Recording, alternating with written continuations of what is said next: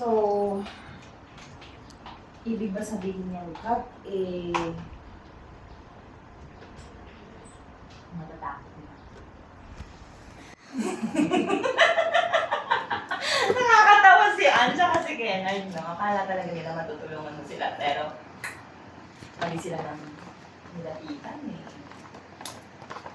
Hindi lang talaga kita mahal.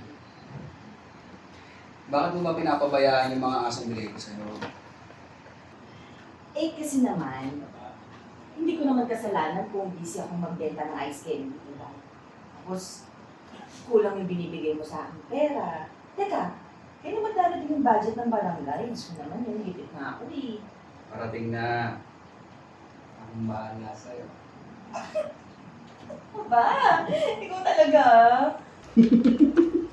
Ganon. Cut!